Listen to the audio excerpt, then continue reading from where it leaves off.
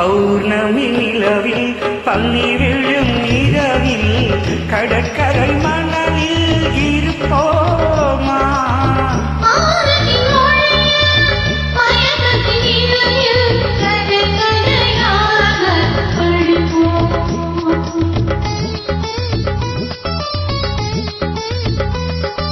பௌர்ணமி நிலவில் பள்ளி விழும் இரவில் பௌர்ணமி நிலவில்